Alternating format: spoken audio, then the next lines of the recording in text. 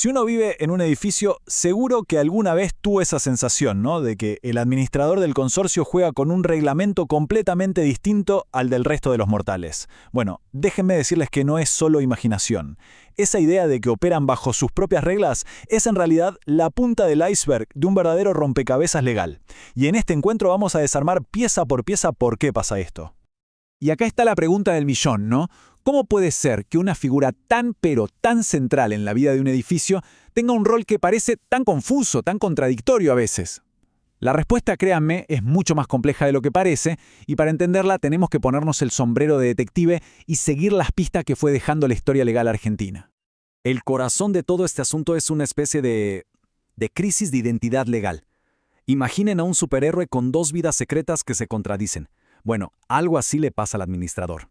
Y la semilla de toda esta confusión se plantó con la gran reforma del Código Civil y Comercial del año 2015. Y acá está el choque de planetas. Por un lado, la ley lo llama mandatario.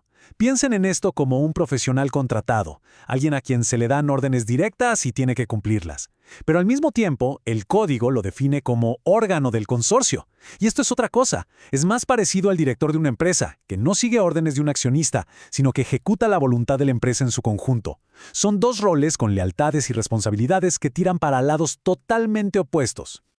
Pero ojo, que esto no siempre fue así de enredado, ni de lejos. Vamos a hacer un pequeño viaje en el tiempo para ver cómo este rol, que nació siendo algo bastante simple, fue acumulando capas y capas de definiciones legales, como si a lo largo de los años le hubieran ido poniendo sombreros distintos uno encima del otro. Miren esta línea de tiempo. Es clarísima.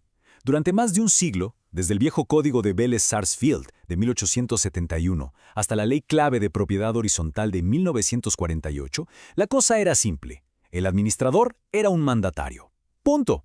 Pero en 2002, en la ciudad de Buenos Aires, le suman el sombrero de proveedor de servicios. Y el giro final, el que desata el lío que tenemos hoy, llega en 2015. El nuevo código convierte al consorcio en persona jurídica y al administrador en órgano. Ahí explotó todo. Y no es que sea una opinión nuestra, La cosa estaba tan clara que los grandes juristas como Constantino o Borda lo decían sin vueltas. Bajo el sistema viejo, la relación era tan directa que un solo propietario, uno solo, podía ir a la justicia y pedir que saquen al administrador si tenía una causa justificada. El poder estaba del lado de los dueños, sin discusión. Pero lo más loco de todo es que esto se veía venir, se los advirtieron. Durante los debates para reformar el código, juristas como el Dr. Mario Signi levantaron la mano y dijeron, che, ojo con esto. Dijo textualmente que estaban mezclando conceptos que no pegaban ni con cola, y aún así, la ley salió como está. Increíble.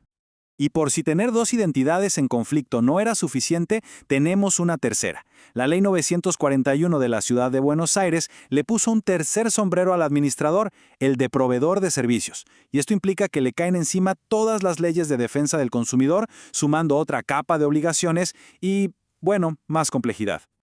Entonces, ¿cuál es el resultado de tener a una persona con tres identidades legales que chocan entre sí? Simple, un caos total. Un caos que se ve sobre todo en los tribunales. Los jueces están completamente divididos. El resultado de un reclamo de un vecino puede depender literalmente de qué sombrero elija mirar el juez de turno. Una lotería. Bueno, y ahora agárrense porque vamos a hablar de una consecuencia bien práctica y peligrosa de todo este desorden legal. Existe un plazo, un reloj en cuenta regresiva, que puede hacer que un reclamo totalmente válido se pierda para siempre. Es una verdadera trampa legal y hay que conocerla. Quédense con este número en la cabeza. 30. Solo 30 días. Ese es el plazo que da la ley para ir a la justicia y pedir que se anule una decisión de una asamblea. Una vez que se cumplen esos 30 días, la decisión, por más que haya sido un desastre, queda firme. Es un plazo fatal, no perdona. Y la razón de por qué es tan peligroso tiene un nombre legal: caducidad. Y no es lo mismo que la prescripción. La caducidad es como un candado con un temporizador. Si no se hace lo que hay que hacer en esos 30 días, el derecho a reclamar, ¡puf!, desaparece. Se extingue. Para siempre. Y acá es donde la trampa se pone, bueno, tramposa de verdad.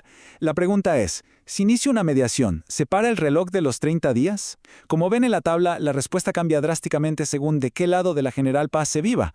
En la ciudad de Buenos Aires, sí, la mediación suspende el plazo, pero en la provincia de Buenos Aires, la respuesta es un no rotundo. Y ojo que esto no es una opinión, está clarísimo en la jurisprudencia. En el fallo Amaral contra Consorcio, los jueces fueron categóricos. La ley de mediación de la provincia no para el reloj de la caducidad. Allá lo único que frena la cuenta regresiva es presentar la demanda judicial, una advertencia que no se puede ignorar. Ok, el panorama es complicado, lo sé. Entonces, ¿qué se hace? ¿Cómo se reclama sin caer en estas trampas? Bueno, la clave está en tener una estrategia clara, en aprender a navegar este laberinto separando las obligaciones del administrador para elegir el camino correcto.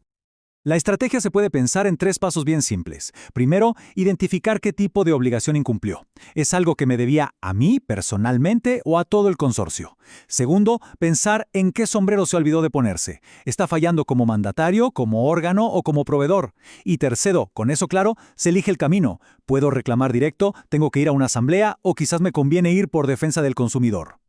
A ver, pensemos primero en las cosas que el administrador le debe a cada propietario, individualmente. Por ejemplo, el derecho a ver la documentación del consorcio, a que nos traten con dignidad o a que el agua de los tanques esté en condiciones. Estos son derechos personales y en general se pueden exigir de manera directa. Y por otro lado, están las obligaciones que son con todos, con el consorcio como un todo. Por ejemplo, ejecutar lo que se decide en una asamblea, mantener las partes comunes o contratar los seguros obligatorios. Acá, como la responsabilidad es con la entidad, el camino para reclamar casi siempre pasa por la asamblea de propietarios. Y con todo esto sobre la mesa, llegamos al nudo de la cuestión, al punto donde todo converge. Con un panorama tan complejo, la duda fundamental que queda flotando en el aire es, al final del día, ¿a quién le responde realmente el administrador? Pero, antes de esa reflexión final, un repaso rápido de las reglas de oro para no tropezar. Primero, actuar rápido. Ese plazo de 30 días es mortal. Segundo, saber en qué jurisdicción se está, para entender si la mediación sirve para ganar tiempo o no. Y tercero, lo más importante, la única vía 100% segura para frenar el reloj es iniciar la demanda judicial. Cualquier reclamo interno no para la cuenta regresiva legal.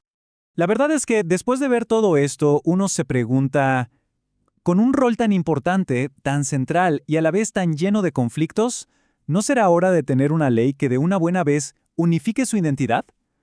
Quizás la solución definitiva no sea que cada persona se vuelva una experta en este caos, sino exigir una ley más clara que finalmente nos diga quién es y sobre todo a quién le responde el administrador.